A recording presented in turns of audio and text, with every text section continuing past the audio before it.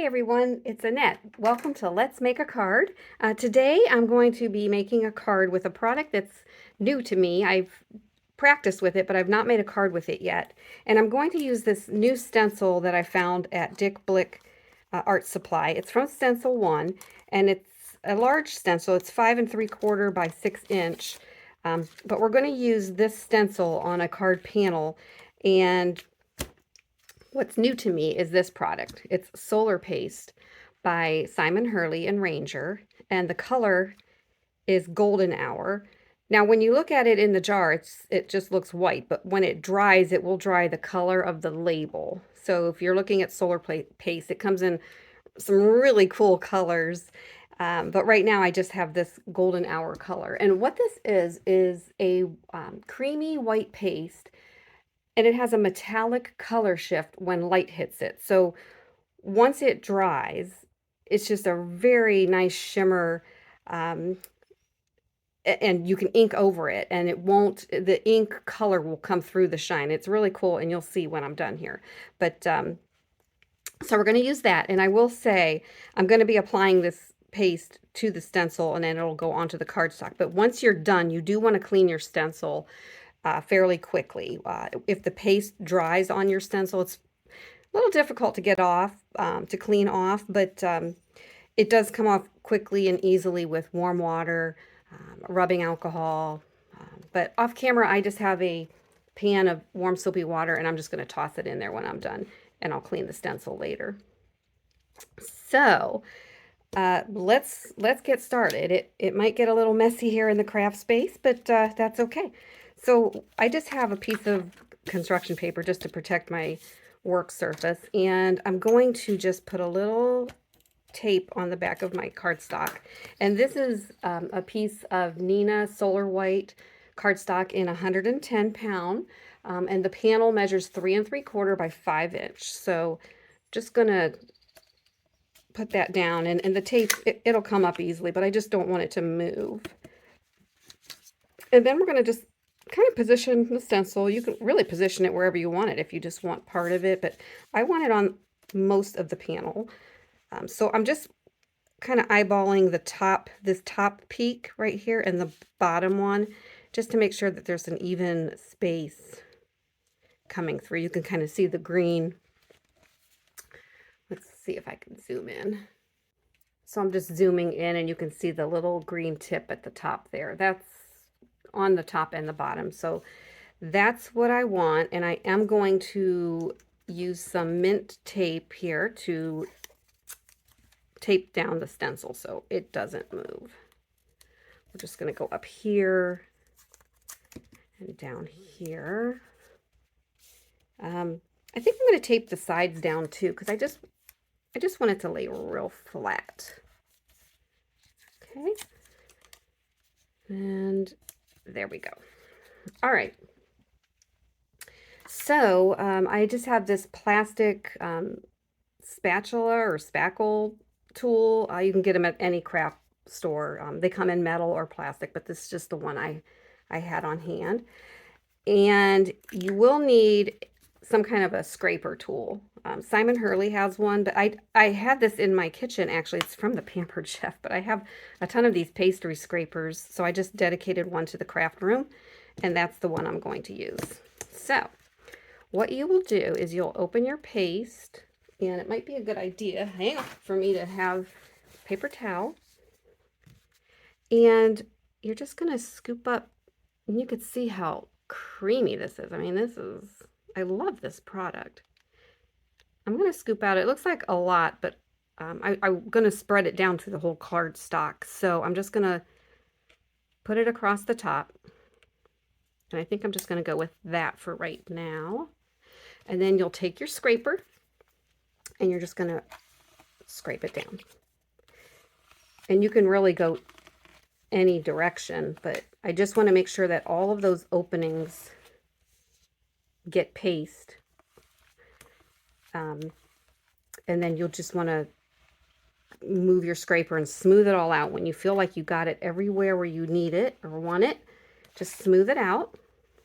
And then, since we're not introducing any color or any ink, You can scrape this off and put it back in the pot. Now, if I had ink blended in here and there was a chance of ink getting on this product, I would not want to put it back in with the other. And I'm going to throw this into my soapy water. And then that won't harden until I can get to it. And then we're going to close up this paste. And then that's it. You can remove the stencil carefully. I'm just going to take the tape off first. And then just pick up the stencil. And again, I'm going to throw this stencil in the water. And then that is your paste on the cardstock. Now, when it dries, I don't know, you can see the shimmer right there already. It's amazing. It's so pretty. But we're not done with this. You need to allow this to dry. A lot of times when I'm working with the paste, or when I'm going to be working with the paste, I'll probably do a bunch of panels and then let them dry overnight. They don't need to dry that long, but I mean, I think this can dry. It's a pretty thin layer, so I'm just going to guess half an hour. Maybe it's more, maybe it's less, but I did a panel ahead of time just so I can proceed with the ink blending, but this is the panel I did yesterday. I'm going to set this one aside. So this is completely dry, and you can see that beautiful shimmer on it. So we're going to ink blend on this next. So I'm going to clean up my mess here. And I think I'm just going to fold this over. Let me just fold this over. And we'll be able to ink blend. Now, for the ink blending, this is so cool because you don't need a whole lot of ink. I just want like a subtle color on here. And I have 3 of my blending brushes that I've used, and there's always leftover ink on them because I don't wash these. It's really, you don't need to wash these with soap and water. If I were starting a different project, whoops, I just bumped my light. You would just rub the ink off, but I want the residual ink on here because I'm just going to bring it onto the cardstock and whatever ink is on here. So you can test it and see how heavy it is. You know, there is quite a bit of ink on these still, but I'm just going to go with a very light hand and come in off the cardstock and just bring it in. Okay. And then we'll do maybe orange down here. Bring it up into the blue and maybe up here in the corner. And then we'll finish it off with some purple. My tape is not sticking. Hold on. Hang on. Tape's not sticking, so I'm just going to use a Post-it so I don't get ink all over my fingers, just to hold this cardstock steady.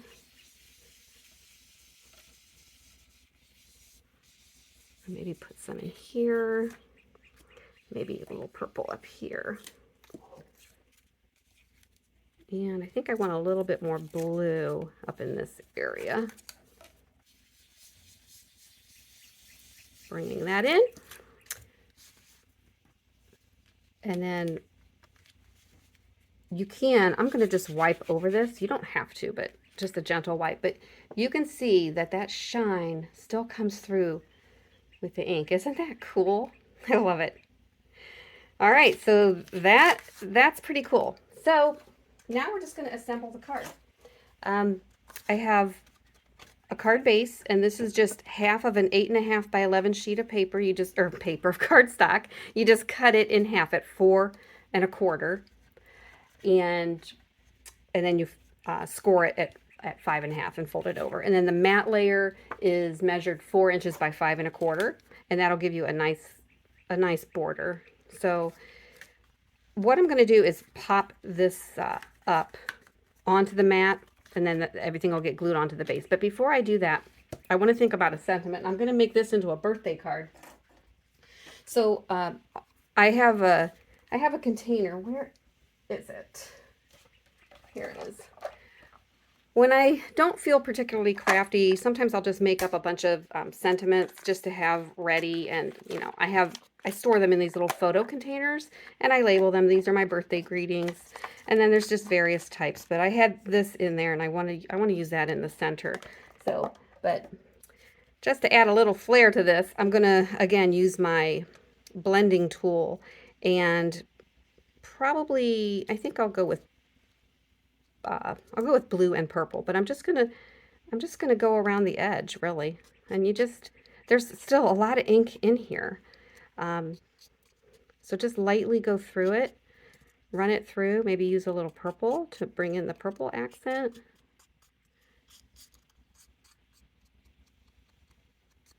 You can do as much or as little of it, and then that's going to go in the middle. So let's put some foam tape on the back just to pop that up. And we'll just put one in the middle and some all the way around. You don't have to do this. You could just glue it directly on to the card panel, but I'm going to pop it. Whoops. That always happens to me. Make sure they're stuck to the sentiment. And then you just peel the backers off. I'm using a pick tool just to pierce the backers and pick them off. So, all right. I'm going to use my reverse tweezers just to hold this. It just helps me align it. And I'm just going to put it right in the center, but you could, I kind of like it down here too. Oh boy, this is always the big dilemma. I think I'm going to offset it right down here. There you go. All right, then bringing in my big roll of foam tape. This I'm going to pop up onto the mat. So I'm just going to put my foam tape on the back. And again, I've mentioned this in a previous video, but I like to pre-measure and have some of these strips ready to go. It just speeds along the card making process. And then just put these along the back of the panel. I usually do one on each end, and sometimes I'll just do one in the middle, but I'm gonna split the difference here and use all four. Okay, and make sure those are stuck down before you try to peel the backers off. And let's go ahead and get those off. That.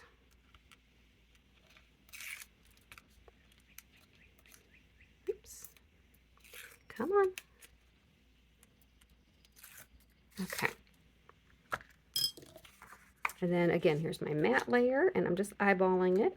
And if you've watched any of my other videos, I kind of make sure there's an even black edge. I like to use the black for my card mat, but you can use any color, or you don't even need a mat. You can put it directly onto the card base if you want. But I like this matte. It just makes the other colors pop. But I just kind of eyeball the top edge and the left edge and make sure there's even space, even border, and then drop it. Okay.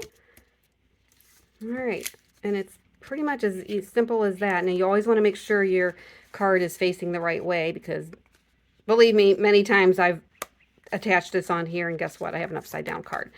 It's not the end of the world. You can take a heat tool and loosen up the glue and pull it off, but it's just better to focus on what you're doing and make sure you have it going the right way. And then I'm just going to glue this. I think you can use a tape runner on the back if you want, but I always like to glue my mats or my card fronts to the card base. So here I'm just using tacky glue that I just pick it up at the dollar store, and I always glue the perimeter, and I usually just put a little in the middle. All right, and again, I just eyeball the edges, make sure we're even all around, and the glue is forgiving. It gives you a little wiggle room if you need to adjust. Okay. All right, and that, my friends, we got a nice, beautiful birthday card with a little shimmer. And you can make these masculine just by changing the colors. You can use blues and browns, or grays and blues work really well. or, you know, this card can go either way. So there you go. I hope you try Simon Hurley Ranger's Solar Paste. It's fun, easy to use. You just got to make sure you let the product dry. And I will take some pictures of this. I think I'll put this on my website as well, because I like how this came out. All right. Thanks for watching. Have a great day, and I'll see you next time.